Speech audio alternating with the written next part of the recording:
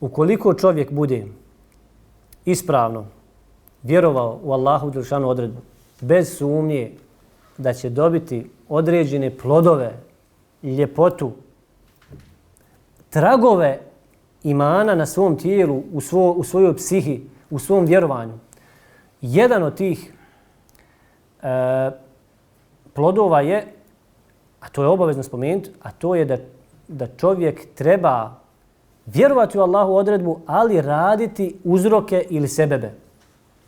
Znači, bit će čovjeku olakšani sebebi ili uzroci da radi neka djela nadajući se čvrsto u Allahu dželešanu odredbu. Zašto? U Allahu dželešanu. Istinski se osloniti na Allaha. Zašto? Zato što znaš da šta god uradiš od sebeba, od tih uzroka, kako ću otići u džamiju, kako ću otići ovamo, kako ću otići za nafakom i slično to, sve je to određeno. Znači, ti samo olakšan ti je pristup da uradiš te uzroke dunjaluške, ostavi to Allahu. Tevekel ala Allah. Osloni se na Allaha dželešanu. Sve je određeno. Jer ovaj svijet je Allah dželešanu stvorio tako da je uzročno posljedičan. Učini uzrok, dobit ćeš posljedicu. Inša Allah. Znači, čovjek gladan, moraš uzeti nešto da pojedeš da bi se zasjetio. Žedan, uzmeš nešto da se napiješ. Čovjek hoće djecu. Znači, ne možeš bez supruge, je li tako? Ili općenito bez žene. Žena isto tako. Kako?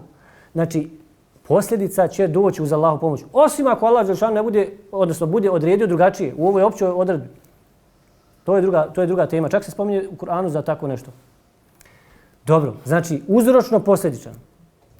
Drugi, i ono što je nama važno ovdje jako, i zbog čega sam u stvari cijelu ovu priču ispričao u ovom vaktu pandemije i slično tome, virusa, a to je rahatluk u čovjekovoj duši.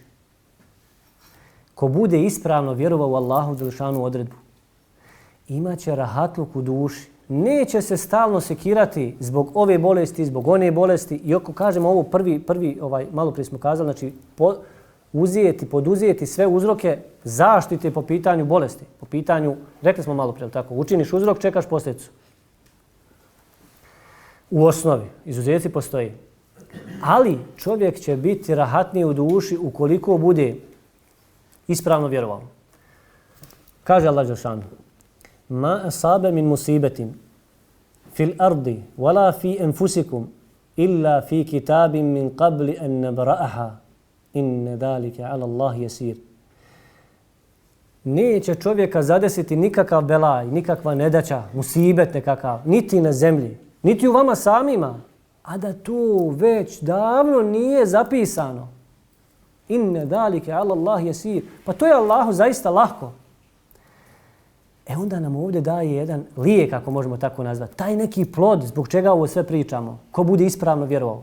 Likej la te'sev ala ma fatekum. Kaže, da ne biste bili očajni, da ne biste tugovali zbog onoga što je prošlo. Wala tefrahu ala ma atakum. I da ne biste previše se radovali zbog onoga što će vam doći. Znači, svako tuguje zbog onoga što je prošlo, ali tako niko ne tuguje zbog nečega što će doći. Znači, tuguje čovjek zbog nečega što je bilo. Znači, sve se desilo, ti musibetima, sve davno zapisano, nemoj previše tugovati. Općenito, ne smijete da čovjek bude tužan, to je emocija stvorena, je li tako? Allah dželešanu stvorio je stvorenje u čovjeku. Ali ništa pretjerano. Neko preseli na ahiret od bližnji, izgubi čovjek posao, ne znam, razboli se i slično tome, to su neki, je li tako, musibeti, ili razvede se, je li tako, u braku i slično tome. Ništa posebno. Nezgodno ti bude, tuga, nelagoda, ali subhanallah, dano određeno, ja tu ne mogu ništa. Razumijete zbog čega je rahatluk u duši? S druge strane, znači, kaže Allah dželešanu, da ne biste se previše radovali. Znači, čovjek kupi dobro auto, kupi kuću, lijepo se oženi, lijepo se žena uda, nešto što su dunjaluške blagodati, jel tako? Ma ništa posebno se ne treba radovati. Zašto? Zašto? Molim? Dobro, ali zašto u vezi ove teme? Jeste, ima i to.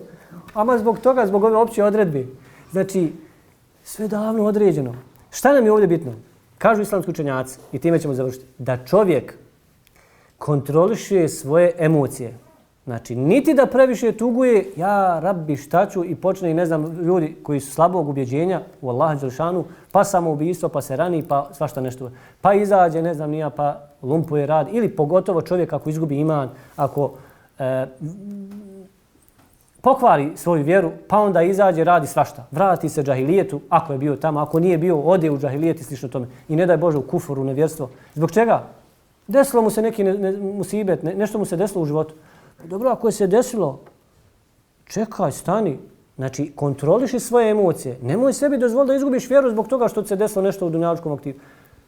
Naravno da to ima utjecaja. Nije čovjek je tako željezni, nije metalni. Znači, mora imati utjecaj, ali kontrolisati emocije. Zato čovjek ne treba da se uopšte posebno, znači nešto sekira po pitanju komplet dunjaluka. Sve tačno određeno uz rad uzroka da čovjek ne bi pogriješio. Znači ne možeš jel tako očekivati posljedica, nisi ništa uradio od uzroka.